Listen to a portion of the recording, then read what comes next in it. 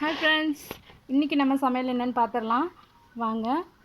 சுட சுட சாதம், நல்ல தும்பப்பூ மாதிரி நல்ல உதிரியாக இருக்குது. பாசி பருப்பு குழம்பு. பாசி பருப்பு வந்து ஒரு 100 கிராம் பாசி பருப்பு எடுத்து நல்லா வேக வச்சு மசிச்சு வச்சுக்கோங்க. அப்புறம் தேங்காய் பால் ஒரு முடி எடுத்துக்கலாம், இல்லைனா அரை முடி தேங்காய் எடுத்துக்கோங்க. நல்லா துருவி தேங்காய் பால் எடுத்து இதை வந்து சேர்த்துருங்க. அதுக்கப்புறம் கொஞ்சம் தேங்காவோட ஜீரகம், இஞ்சி பூண்டு கொஞ்சமாக, அதுக்கப்புறம் மிளகு, பச்சை மிளகா கொஞ்சம், இது எல்லாத்தையும் நல்லா சேர்த்து மையம் அரைச்சி இதில் கலந்துருங்க. அப்புறம் கொஞ்சமாக உப்பு, மஞ்சத்தூள் போட்டு நல்லா கொதிக்க வச்சு இறக்கிடுங்க. இறச்சினதுக்கப்புறம் கடுகு, உளுந்து, கருவேப்பிலை, வெங்காயம் தாளித்து இதில் கொட்டிடுங்க. அவ்வளோதான். பார்க்கவும் நல்லாயிருக்கும், டேஸ்ட்டாகவும் இருக்கும், வித்தியாசமாகவும் இருக்கும். செஞ்சு பாருங்கள். சௌச்சௌ கார பொரியல். இது வந்து சௌச்சௌ காயை வந்து நல்லா வேக வச்சு எடுத்துருங்க. அதுக்கப்புறம் கடுகு, உளுந்து, கருவேப்பிலை, கொத்தமல்லி, சின்ன வெங்காயம் போட்டு நல்லா வதக்கி விட்டுருங்க.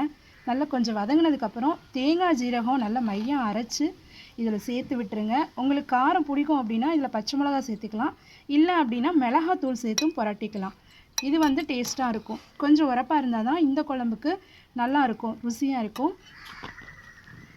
அப்புறம் புளி சாதம் பாருங்கள், நல்லா உதிரியாக நல்லா அழகாக இருக்குது. கடுகு, உளுந்து, கருவேப்பிலை, கொத்தமல்லி இதெல்லாம் வந்து நல்லா தாளிச்சிட்டு அதுக்கப்புறம் வந்து நல்லா தாளிச்சிருங்க. அதுக்கப்புறம் வந்து நிலக்கடலை, கடலைப்பருப்பு இதையும் போட்டு நல்லா தாளிச்சிருங்க.